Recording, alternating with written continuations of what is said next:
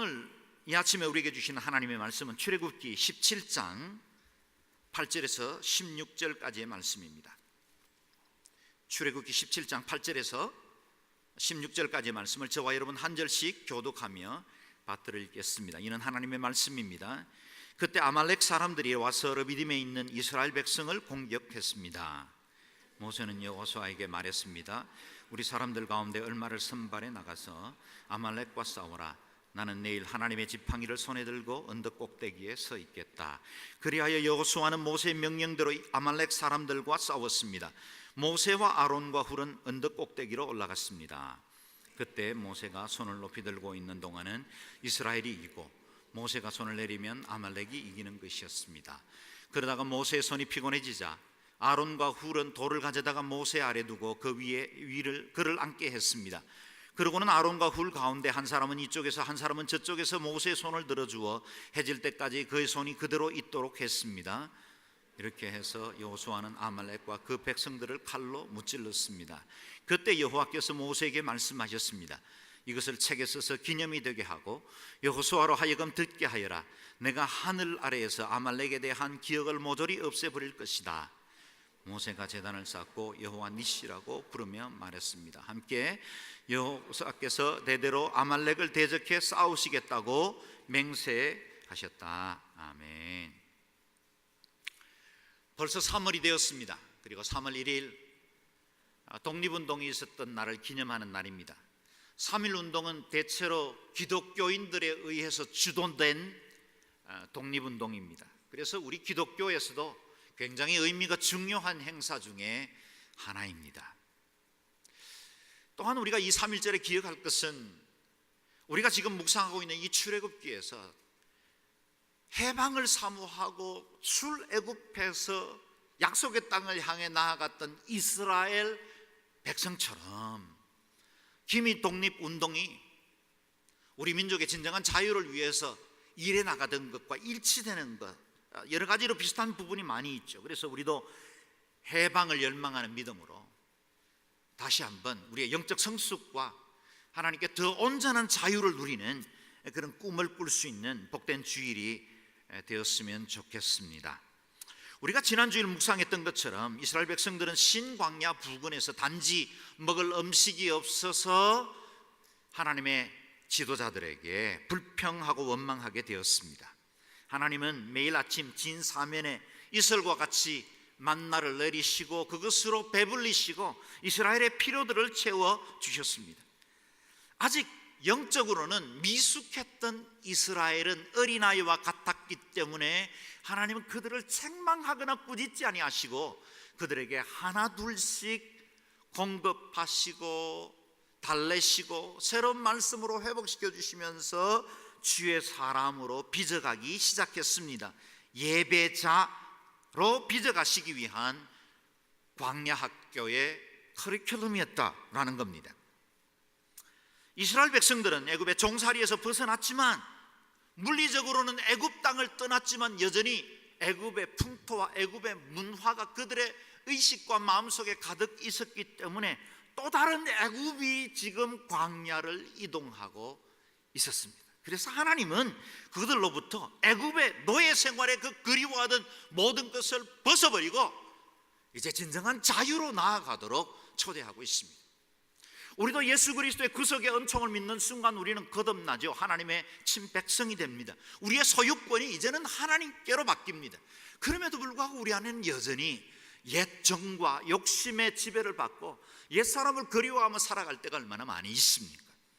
하나님은 이 광야 같은 인생 한가운데서 우리를 예배학교로 초대하시고 우리를 더욱더 성숙한 하나님의 사람으로 빚어가기 위한 과정으로 우리를 인도하십니다. 그것이 때로는 광야 같은 고난이기도 합니다.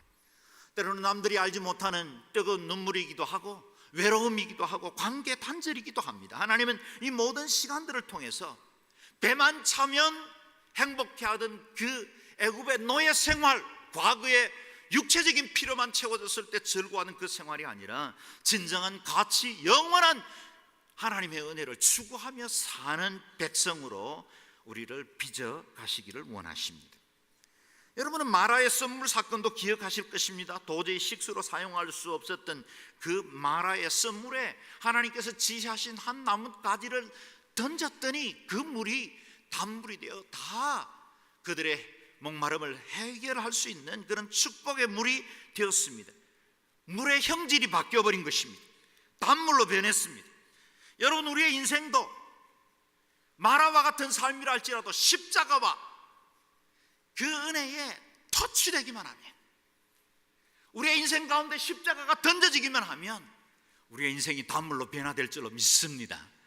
하나님께서 우리의 삶 가운데 새로운 은혜를 부어주시는 과정으로 이 마라도 쓰신 것입니다. 그렇기 때문에 썬물을 두려워하지 마십시오. 내 인생의 진짜 문제는 고난이 아니라 하나님을 제대로 믿지 못하는 것이 문제입니다. 썬물 때문에 불평하고 원망하지 말고 그 배후에 일하시고 그 썬물을 단물로 변화시키시는 하나님의 능하신 손을 의지할 수 있기를 바랍니다. 우리가 예수님의 말씀에 순종하기만 하면 물이 변하여 포도주가 되는 것을 보지 않았습니까? 그렇다면 내 인생의 썬물도 단물로 변화될 수 있습니다. 저는 여러분의 인생 안에 날마다 하나님께서 예비하신 신령한 은혜의 강수가 심령의 깊은 곳으로부터 충만하게 흘러넘치시기를 주의 이름으로 축원합니다. 오늘 본문에도 저와 여러분에게 주시는 많은 영적 교훈들을 발견할 수 있습니다. 먼저 8절 말씀을 같이 읽겠습니다. 시작. 그때 아말렉 사람들이 와서 르비딤에 있는 이스라엘 백성을 공격했습니다. 그때 그랬습니다. 그때란 언제를 말합니까? 아마 이스라엘 백성들이 출애굽한 지 2달 반 정도 지났을 때일 겁니다. 신광야에서 이동해서 르비딤에 진을 쳤지만 물은커녕 썬물조차도 발견할 수 없는 곳이었습니다. 2절에 보면 백성들이 모세에게 대들며 말합니다. 우리에게 마실 물을 주십시오. 마실 물 주십시오. 3절에는 비슷한 레파토리를 다시 꺼냅니다. 우리에게 당신이 왜 우리를 이집트에 데리고 나와 우리와 우리 자식들과 가축들이 목말라서 죽게 하는 것입니까? 뿐만 아니라 이스라엘 백성들은 하나님을 테스트하듯이 질문합니다. 하나님이 우리 중에 계시기나 한 것입니까? 오늘 이 아말렉과의 전투 사건 바로 직전에 있는 본문에 있었던 사건입니다. 이번에는 모세와 아론을 돌로 칠 기세입니다. 하나님은 이번에도 묵묵히 백성들의 이야기를 듣습니다. 그리고 그들을 위해 반석에서 생수가 터져나오게 하십니다. 모세가 지팡이로 르비딤의 반석을 쳤더니 그 반석이 갈라지면서 그곳에서 생수가 콸콸콸 솟아나왔어요. 물이 그냥 조금씩 스며 나온 게 아닙니다. 아마 모르긴 몰라도 그 마른 땅을 흘러 적시고 작은 시내를 이룰 만한 큰 물이 쏟아져 나왔을 것입니다. 그래서 모세는 그 지역을 마사 무리바라고 불렀습니다. 다툼이란 뜻입니다. 하나님을 대항하여 다투려고 했던 이스라엘 백성들과의 그 다툼을 말하기도 하고, 이제 장차 본문 가운데 등장하는 아말렉과의 다툼을 예견하기도 합니다. 하나님은 은혜를 이와 같이 은혜를 부어주셨지만 이스라엘 백성들은 도무지 하나님이 우리 자신과 함께 한다는 것을 제대로 믿지를 못했다는 거예요. 그래서 하나님께서 아말렉 군대와의 전투를 통해서 구체적으로 내가 너희와 어떻게 함께 하는지를 보여주기를 원하셨습니다. 이 전쟁이 이스라엘 백성들에게 중요했던 것은 이스라엘이 하나의 민족 공동체를 이루고 난 이후에 치르는 첫 번째 전투라는 사실입니다. 하나님은 이 전쟁을 통해 어떻게 이스라엘 백성들이 하나님의 도우심을 얻을 수 있는지, 동시에 저와 여러분이 내 삶의 크고 작은 문제를 어떻게 하나님께 의탁하고 하나님으로부터 도움을 받을 수 있는지, 중보기도의 능력이 무엇인지, 우리가 다른 사람들을 위해서 기도할 때 어떤 사건이 일어나는지, 그것을 가르치시기를 원하셨습니다. 유목민이었던 아말렉, 그들은 광야의 전투에 능했습니다. 그래서 그들은 이스라엘에게는 적지 않는 두려움을 주는 기동 타격대임에 틀림이 없었습니다. 그에 반해서 이스라엘은 아직 훈련받은 군대를 갖지 못했습니다. 애굽에서 노예 생활 430년입니다. 제대로 조직을 갖추었겠습니까? 군사훈련 꿈도 꾸지 못했을 겁니다. 만약에 그들이 군사훈련이나 무기를 갖춘다면 그것은 노예의 반란으로 이어졌기 때문에 이집트의 군대는 철저하게 그 부분을 감시하고 제약했을 것입니다. 전쟁의 경험도 전혀 없었습니다. 아마 이 전투에서 결과는 불을 보듯이 뻔한 것이었습니다. 실패할 수밖에 없는 전쟁이었습니다. 특히나 신명기 25장에 보면 아말렉이 이스라엘을 칠 때 그들이 진영의 후미진 곳을 쳤다고 말하고 있습니다. 야비한 방법이죠. 남녀를 포함해서 약 200만 되는 어마어마한 백성들이 지금 광야를 이동하고 있습니다. 아마 그 군대 한가운데로 뛰쳐들으면 자살행위겠죠. 그래서 아말렉은 제대로 보폭이 제대로 따르지 못하거나 병약하거나 아이와 함께 가거나 아녀자 부녀자들이 제대로 걷지를 못하거나 이런 사람들이 뒤뒤에 처지고 있었습니다. 아말렉은 그들을 친 거예요. 아주 마귀와 비슷한 습성을 가지고 있죠. 마귀는 기가 막히게 우리가 약점이 어디 있다는 걸 잘 압니다. 그리고 마귀는 정면 공격은 하지 않습니다. 마귀가 최종적으로 노리는 것은 하나님의 나라를 파괴하고 싶어 하는 거예요.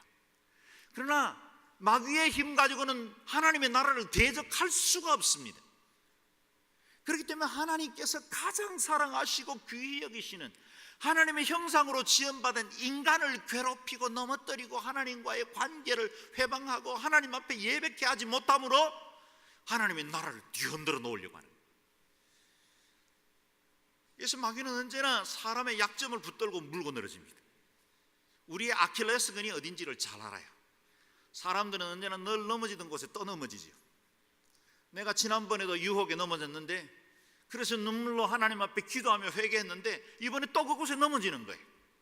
그래서 죄는 비슷한 습성과 비슷한 패턴을 가지고 우리를 넘어뜨리려고 하기 때문에 이 마귀가 그곳을 계속해서 이용하는 거예요.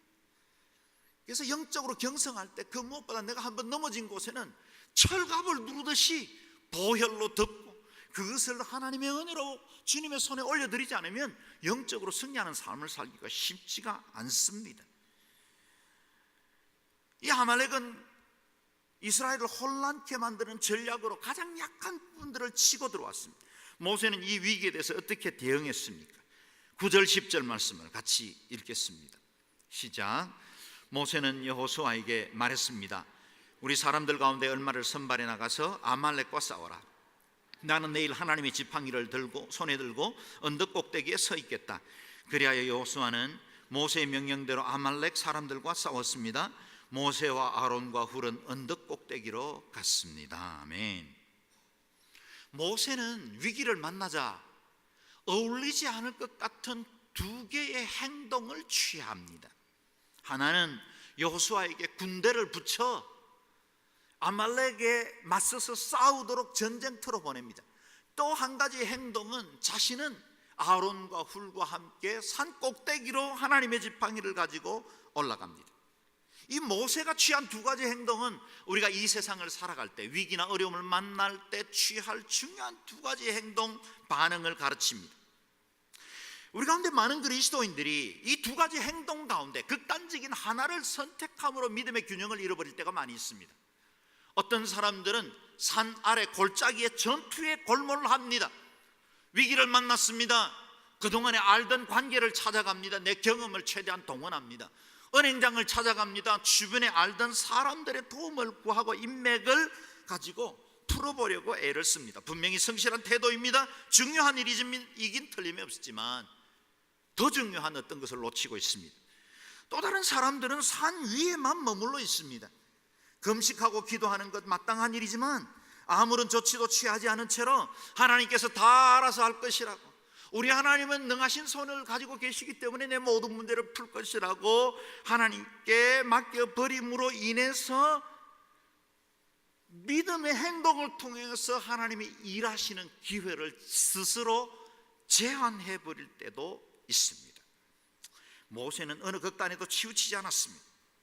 젊은 지도자 여호수아를 전쟁터에 보내므로 아말렉과 나와서 싸우게 합니다. 동시에 모세 자신은 하나님께 나아가 기도에 두 손을 듭니다. 두 가지 방법을 다 취했습니다.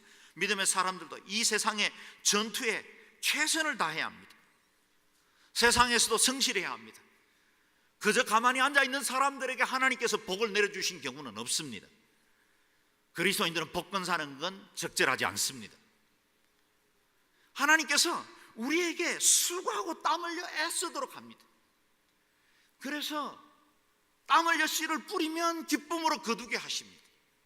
내가 수고한 대로 거두리라고 말씀하십니다.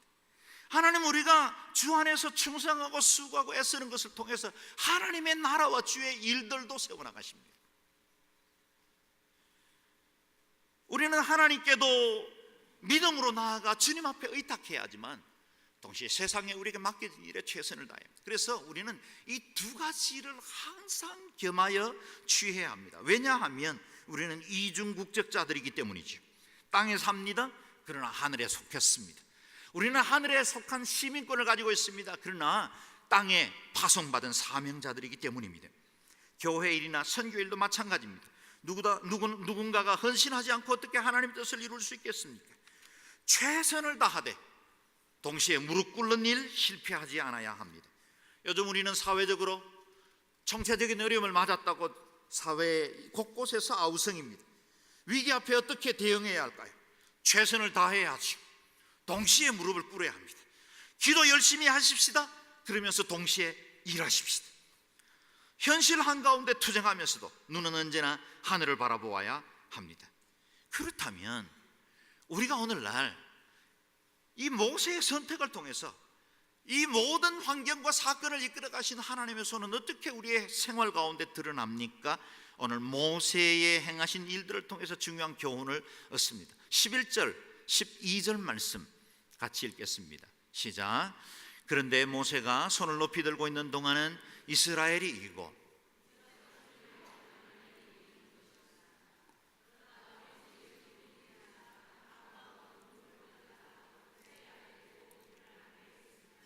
그러고는 아론과 훌 가운데 한 사람은 이쪽에서 한 사람은 저쪽에서 모세의 손을 들어주어 해질 때까지 그의 손이 그대로 있도록 했습니다. 아멘. 제가 물을 마실 때 더 큰 소리로 성경을 봉독하신 분들에게 더 큰 은혜가 임하시기를 바랍니다. 그런 분들은 굉장히 센스가 있는 분이시죠. 이 골짜기 아래의 전쟁은 여호수아와 아말렉이라는 두 진영이 싸우고 있습니다. 그런데 전쟁의 성패를 결정하는 것은 이 골짜기 아래가 아니라 산 위에서 일어나고 있어요. 이 영적 원리를 아는 것이 성공하는 인생의 비결입니다. 분명히 사람이 하고 있습니다. 그런데 그 경영을 인도하시는 분은 하나님이십니다. 보십시오. 모세가 지팡이를 든 손을 높이 들면 전쟁에서 이깁니다. 팔이 피곤하여 그 손이 내려오면 전쟁의 판도가 뒤집힙니다. 내 삶을 사는 것 같습니다. 내 지혜인 것 같습니다. 내 경험으로 여기까지 달려온 것 같습니다. 그러나 하나님께서 복 주지 아니하시면 파수꾼의 경성함도 밤낮으로 수고하고 애쓰는 자의 그 모든 경성함도 헛될 수밖에 없습니다. 그래서 이 땅의 모든 역사도 정부와 국가와 얼마간의 정치 지도자들 G7이 이끌어가는 것 같지만 그 가운데 일하시는 역사의 주관자이신 하나님이 온 세상을 인도하시는 것입니다. 그래서 로마서 11장은 이렇게 고백합니다. 만물이 그에게 나오고 그로 말미암고 그에게로 돌아갑니다. From Him, through Him, to Him. 역사의 주관자는 그분이 알파가 되시고 그분이 오메가가 되십니다. 그 모든 역사의 과정도 하나님이 인도하십니다. 그래서 내 삶의 출생에서부터 마지막 사망에 이를 때까지 하나님이 우리의 삶을 인도하십니다. 어떤 환경, 어떤 조건을 만나든 먼저 하나님께로 가십시오. 실패하고 무너지고 난 다음에 하나님께로 가는 것보다 성공하고 잘되고 내 인생이 편안할 때 산꼭대기로 가는 것은 지혜로운 삶입니다. 내 인생이 상처로 온통 멍들고 아파하다가 주님 앞에 천부의 의지 없어 손들고 나아갑니다. 기도하고 고백하는 것보다 내 인생이 행복하고 모든 것이 잘 돼서 기쁨이 넘칠 때 날마다 하나님 앞에 예배하고 주님께 두 손을 들고 하나님 앞에 영광 돌리는 건 얼마나 더 복된 인생입니까? 지혜로운 인생의 경영이 있기를 바랍니다. 여기서 우리가 주의 깊게 봐야 할 세 가지가 있습니다. 첫 번째는 지팡이입니다. 구절을 보면 모세가 하나님의 지팡이를 손에 잡고 산 꼭대기에 올라갔다라고 말합니다. 그 지팡이를 본문은 하나님의 지팡이라 그렇게 불렀습니다. 그 지팡이는 모세가 40년 미디안 광야에서 양떼를 칠 때 사용하던 평범한 목자의 지팡이였습니다. 그런데 하나님께서 호렙산 떨기나무 가운데 모세를 부르신 그 이후부터 그 지팡이의 소유주가 바뀌었습니다. 이전과 똑같은 막대기입니다. 그런데 그것이 하나님의 지팡이가 된 것입니다. 여전히 모세의 손에 들려 있습니다. 모세가 사용하고 있습니다. 그런데 소유주는 바뀐 거예요. 하나님은 내가 너와 함께 하겠다는 임재의 상징으로 이 지팡이를 주셨습니다. 지팡이를 땅에 던지자 뱀이 됐습니다. 그 꼬리를 잡자 다시 지팡이가 됐습니다. 그 지팡이를 밀어 바다를 향해 내뻗을 때 바다가 갈라지는 기적이 있었습니다. 다시 뻗을 때 그 밀려갔던 벽처럼 서 있던 물이 하나로 모여들었습니다. 지팡이가 능력이 있었을까요? 아닙니다. 지팡이는 하나님의 임재, 주의 권능을 드러내는 표였다는 사실입니다. 하나님의 지팡이라 불렸습니다. 저는 여러분에게 묻습니다. 여러분의 손에는 하나님의 지팡이가 들려 있습니까? 여전히 내가 사용하고 있는 것이지만 지금은 아니에요, 하나님의 것이에요 라고 말할 수 있는, 그렇게 담대하게 진심으로 고백할 수 있는 그 지팡이가 여러분의 손에 있느냐는 겁니다.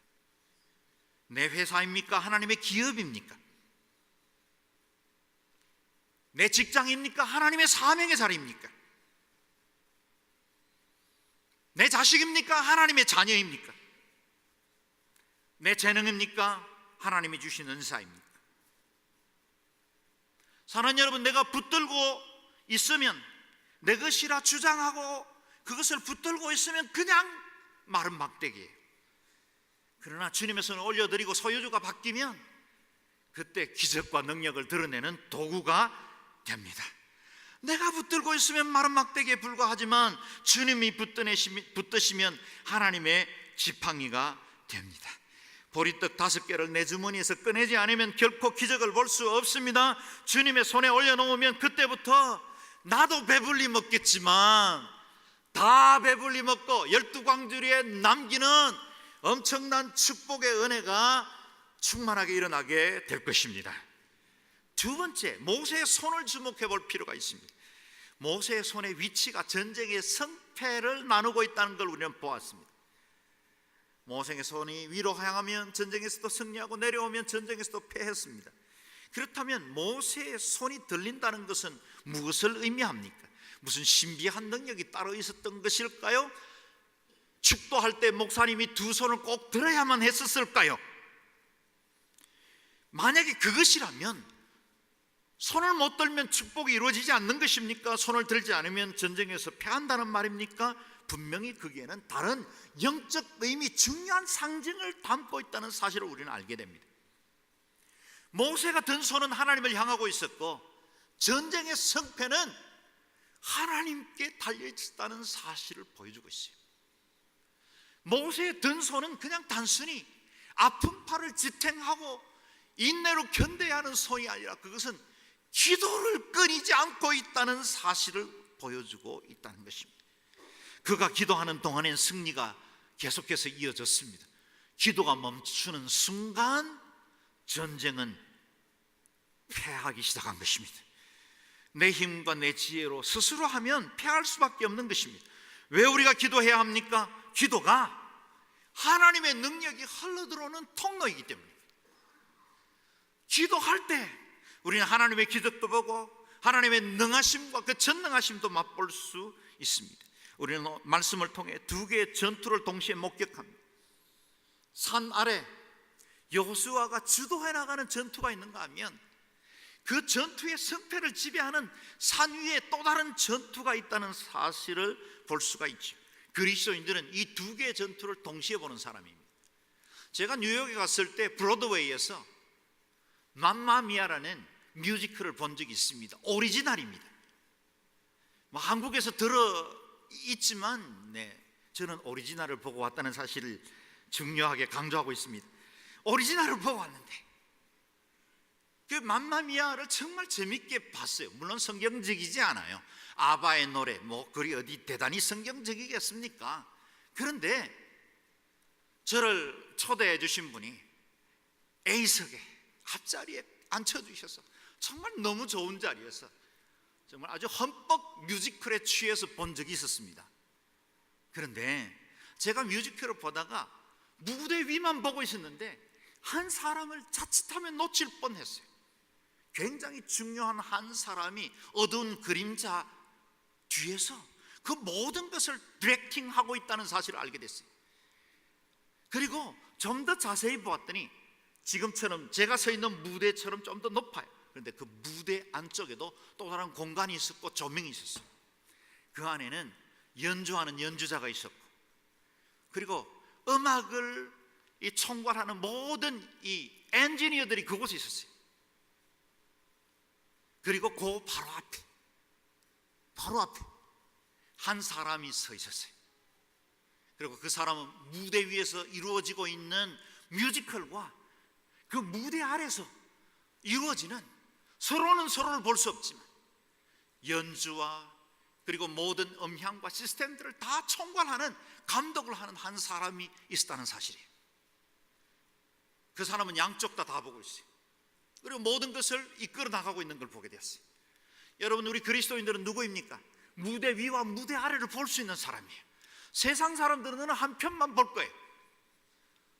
저는 이 세상의 원리들이, 우리가 눈앞에 닥치는 여러 가지 사건들이 그냥 이 눈앞에 보이는 일들로만 이루어지지 않는다는 사실을 누구보다 잘 알고 있죠. 영적 세계의 비밀한 것에 우리가 눈을 뜨기 시작한 사람들이죠. 우리는 무대 위도 봅니다. 무대 아래도 봅니다. 하나님의 역사하시는 영적인 세계와 치열하게 싸우는 이 현실 세계가 함께 보이는 사람들입니다. 그 사람들이 해야 할 사명은 뭘까요? 기도에 손을 드는 거예요. 기도에 손을 드는 거예요. 손을 들면 세상이 삽니다. 열방이 주께로 돌아옵니다. 세상을 들어야 이 나라 이 민족이 삽니다. 만세운동을 위해서 두 손을 드는 것도 중요하지만 이 나라 이 민족을 위해서는 누군가 두 손을 들기 시작할 때 이 백성들이 주께로 돌아오고 겸비하여 주께 무릎을 꿇고 하나님이 우리 백성들에게 원하시는 그 복을 내려줄 수 있는 것입니다. 어느 누군가 중보의 손을 계속해서 들고 있기 때문에 이토록 악하고 이토록 사악한 일들이 계속 반복되고 있는 세상 한가운데도 여전히 세상은 유지되고 있는 것을 저는 믿어요.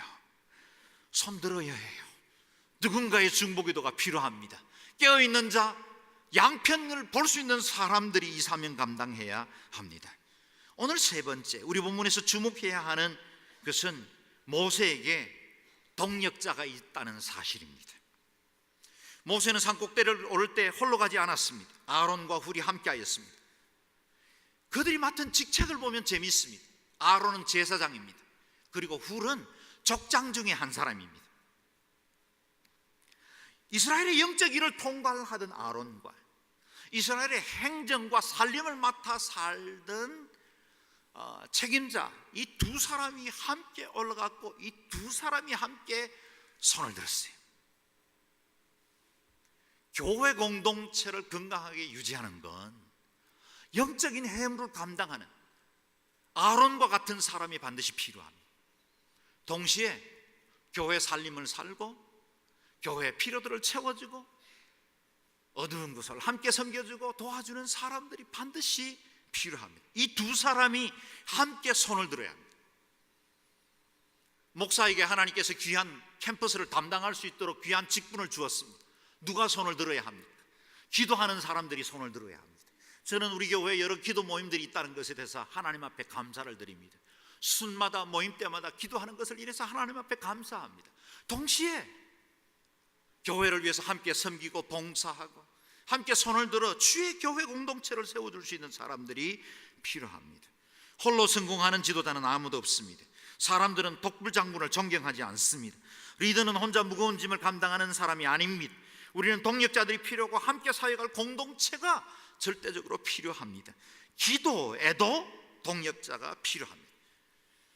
내가 버티다가 힘들 때 어느 누군가가 내 지친 기도의 손을 붙들어 줘야 합니다. 사도 바울은 위대한 영적 지도자였죠. 사도 바울도 죽은 청년을 살리기도 했습니다. 어마어마한 기적을 드러낸 사람이었죠. 그럼에도 불구하고 사도 바울은 자신이 개척했던 연약한 신앙을 가지고 있는 성도들에게 나를 위해서 기도할 것은 전도할 문이 열리고 내게 하나님이 주시는 은혜가 임하도록 기도해 주십시오.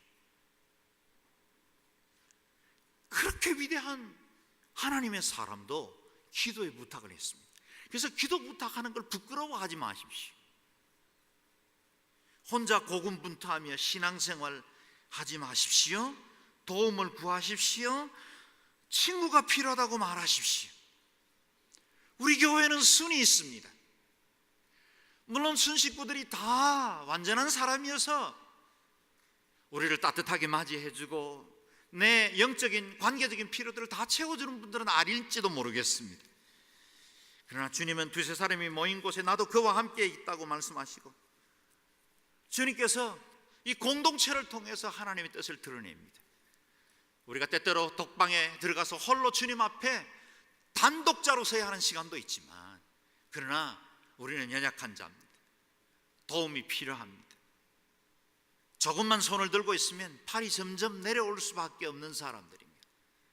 내 기도의 손이 내려올 때 옆에서 누군가가 내 팔을 지탱해 줄 사람이 필요합니다. 오늘 공동체 개강 예배에 초대합니다. 순으로 여러분이 참여해 주시기를 기다립니다. 그래서 하나님께서 공동체에만 부어주시는 그 풍성한 축복을 받아 누릴 수 있기를 바랍니다. 합심하는 기도는 역사하는 힘이 크니라. 골짜기의 여호수아, 산 위의 모세, 이 두 개의 전쟁은 큰 승리를 거두었습니다. 13절 14절 말씀 같이 읽겠습니다. 시작. 이렇게 해서 여호수아는 아말렉과 그 백성들을 칼로 무찔렀습니다. 그때 여호와께서 모세에게 말씀하셨습니다. 이것을 책에 써서 기념이 되게 하고 여호수아로 하여금 듣게 하여라. 내가 하늘 아래서 아말렉에 대한 기억을 모조리 없애 버릴 것이다. 아멘. 전쟁의 결과를 보십시오. 전쟁 한 번 제대로 치러보지 못했던 오합지졸의 이스라엘이 광야의 전쟁에 능했던 아말렉을 무찔렀습니다. 우연한 기적이 아니었습니다. 기도의 능력을 배운 값진 승리였습니다. 이 승리를 하나님은 기억하고 기록하고 전파하라. 특별히 산 계곡 아래서 전쟁에만 골몰하던 사람들에게 여호수아에게 하여금 듣게 하여라 였습니다. 매일매일 치열한 삶의 전쟁을 치르시느라 고개조차 힘든 때가 많이 계십니까? 잠시 멈추어서서 고개를 들고 산 꼭대기를 쳐다볼 수 있기를 바랍니다. 산 아래 계곡에서 이루어지는 그 일의 승패를 결정하는 영적 세계를 바라보고 내 삶의 승리의 비결이 저 산 위에 있음을 믿음으로 받고 하나님 앞에 기도의 시간들을 마련할 수 있기를 바랍니다. 마지막으로 15절 16절 같이 읽겠습니다. 시작. 모세가 제단을 쌓고 여호와 니시라고 부르며 말했습니다. 여호와께서 대대로 아말렉을 대적해 싸우겠다고 맹세하셨다. 아멘. 여호와 니시, 우리에게 승리를 주시는 하나님. 저를 따라 고백해 보시겠습니까? 여호와 니시. 손가락도 하셔야 돼요. 다시 한번, 여호와 니시, 우리에게 승리를 주시는 하나님. 여호와 이레, 우리의 길을 예비하시는 하나님. 여호와 삼마, 우리와 영원토록 함께 하시는 하나님. 여호와 라파, 우리의 약함을 치유하시는 하나님. 여호와 샬롬, 우리의 영원한 평화가 되시는 하나님. 여호와 라하, 우리의 목자가 되시는 하나님. 여호와 찌드케누, 우리의 영원한 너희가 되시는 하나님. 할렐루야. 아멘. 좋으신 하나님께 감사와 찬양해 받습니다. 여러분, 우리 인류에게 주시는 최대 승리는 무엇입니까? 저 영원한 저주와 사망으로부터 주신 예수 그리스도의 부활입니다. 그 부활의 은혜를 누리는 저와 여러분이 최후까지 승리의 삶을 살기 위해서는 마지막으로 한 가지 사실을 꼭 기억해야 합니다. 여호와 니시, 이것은 제단, 돌단, 곧 예배에 붙여진 이름입니다. 여호와 이레, 아들을 드리려고 하던 그 아브라함에게 대신 사냥을 번제로 드리도록 맡겨준 제단의 이름이 여호와 이레입니다. 여호와 삼마, 하나님께서 영원토록 함께 하신다라고 말할 때 주님께서 약속해 주신 제단의 이름입니다. 여호와 샬롬, 기도원이 하나님께로부터 소명을 받고 그때 쌓은 제단의 이름이 샬롬입니다. 뭘 의미할까요? 승리의 삶은 예배로부터 비롯됩니다.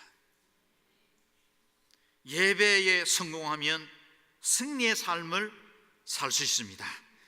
주님 다시 오실 때까지 하나님 앞에 예배자로 승리하는 삶을 사시는 저와 여러분 되시기를 주의 이름으로 축원합니다. 아멘. 이 시간에 같이 통성으로 기도하겠습니다.